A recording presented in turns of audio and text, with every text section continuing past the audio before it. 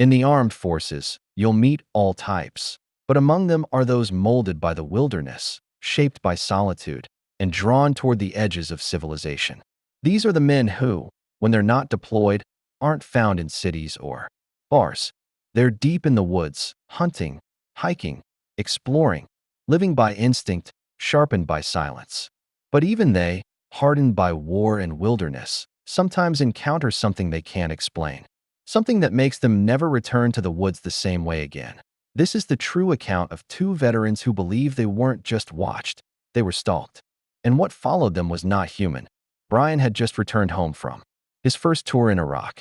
As a Marine, he'd faced firefights and roadside bombs, but nothing prepared him for what waited in the forest just outside his hometown that he grew up, where the high desert starts giving way to the forest.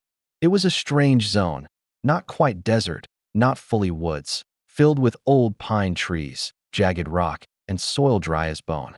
It was the kind of place where a person could walk for hours and see no roads, no signs of civilization. Brian had explored those hills and valleys like they were his backyard. While others played video games, he tracked deer and coyotes, climbed trees, and read shadows.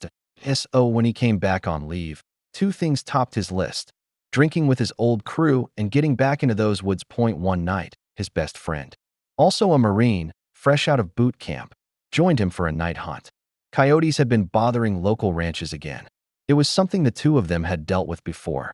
They were known for being surgical with their hunting, quiet, coordinated, and effective. Armed with their rifles, dressed in camo, they hiked out past the ridgeline and into a known hunting spot. The sun had dipped below the hills, and the cool night air carried the sounds they were looking for. The yipping, whining calls of coyotes gathering near their den. "Sounds like they're playing the cub in distress card," Brian whispered. His friend chuckled. "Oldest trick in the book." But something was different.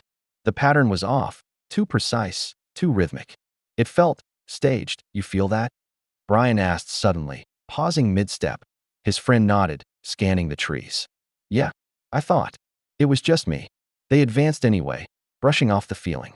Maybe they were just out of practice. But as they crept closer, 30 yards, then 25, the unease turned to dread.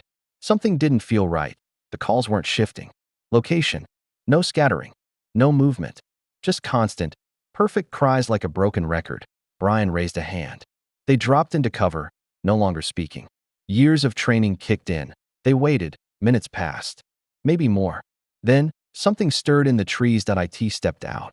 Not a coyote. Not a bear. A man, or what looked like one, towering over the underbrush. 7 feet, maybe more. Covered in thick, dark hair. Its arms hung unnaturally long, swinging slightly as it moved.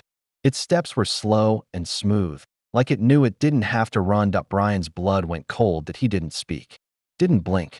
Just lifted his rifle, aimed, and fired. A direct hit. Nothing. The figure kept walking. His friend fired next. Another solid shot. Still nothing. No stumble. No recoil. They opened fire, trained on center mass, pumping rounds into it. But it didn't even flinch. It turned slightly, walking across their line of sight, then disappeared back into the woods as if bored. They stopped shooting. Their weapons were still hot in their hands. "What the hell was that?" his friend whispered, stunned. Brian just shook his head. "Whatever it is, we're not killing it tonight."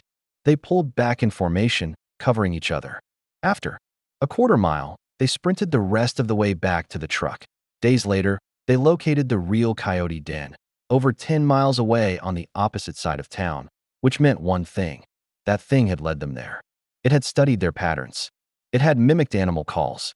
It had left signs to lure them in. And it had planned to meet them. This day, Brian still hunts.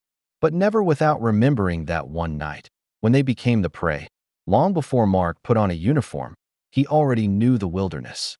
He was raised in a quiet Appalachian community tucked into the southern edge of Tennessee's Walden's Ridge, a place most maps didn't even label properly. Locals just called it the mountain. His childhood was full of muddy boots and scratched-up knees.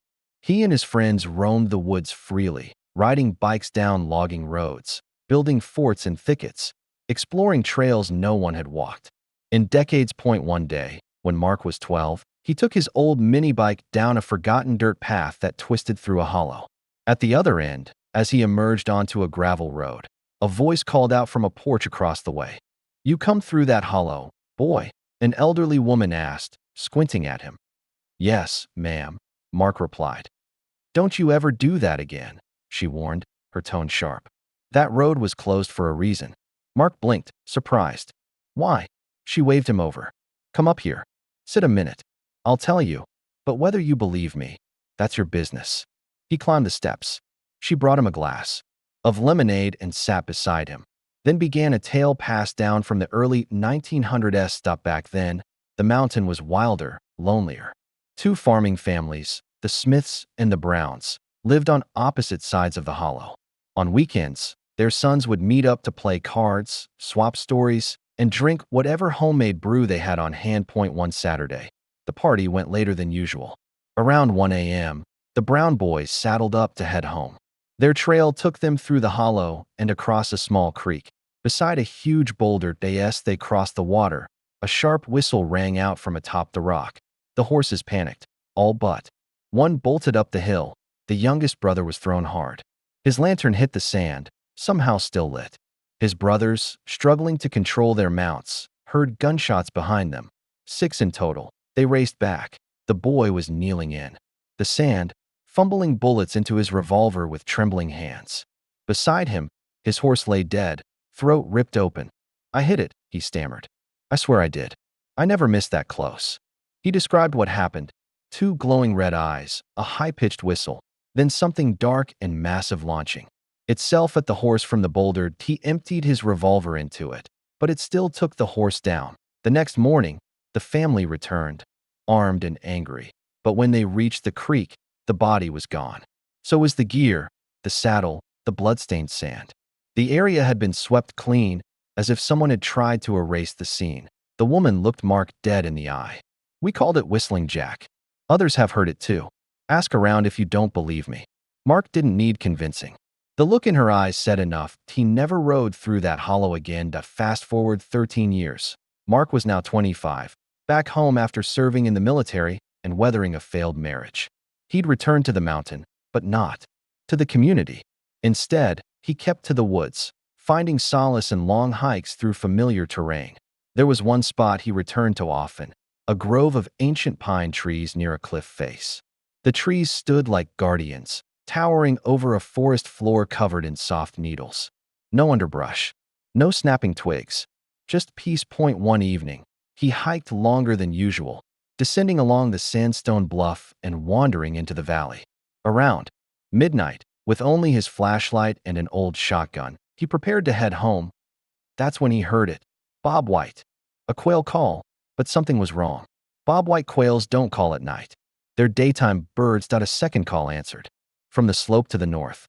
Then the first one called again, closer. Mark froze. His pulse quickened. He was alone, deep in the woods, and being flanked by night birds that shouldn't exist. Except they weren't birds. He began to move, quietly, toward the cliffs. He didn't use his flashlight, not yet. He didn't want to give away his position, but he did tape the light to his shotgun, just in case. The calls continued. Back and forth. Closer and closer. He could hear footsteps now. Heavy, deliberate. They were tracking him, mirroring him. When he paused, they paused. He reached a crevice in the rock, one he remembered from boyhood. It led to a narrow ledge that cut across the cliffside. He squeezed through, dragging his gun and backpack behind him, heart hammering. When he emerged on the other side, he climbed, hands and knees, toward the pine grove at the top. He made it. He slumped against one of the ancient trunks, panting, shaking. He took a swig of bourbon from his flask to steady his hands. Then came the footsteps. Then the whistle. They were there. Again. But how? The only way up was the crevice. Yet now they circled the grove. Their steps were too long, too heavy, too smooth for a man. They stayed hidden, just out of reach of his light.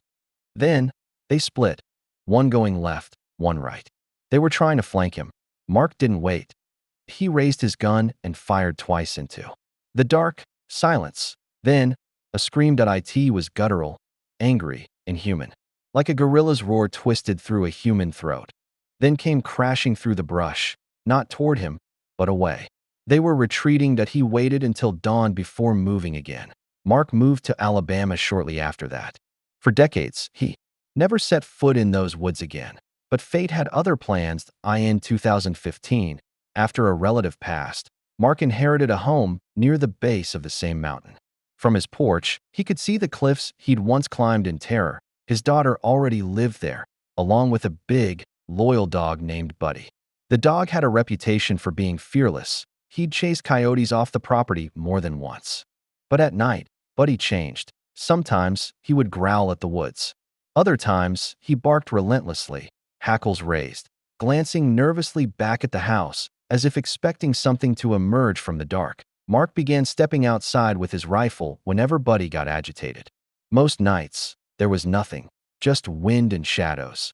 But one night, he heard it, heavy, slow steps retreating into the brush. His blood went cold. He never heard those footsteps again. But Buddy never stopped being on alert. Mark has never claimed to see what followed him that night. But he remembers the sound, the weight, and above all, the whistle.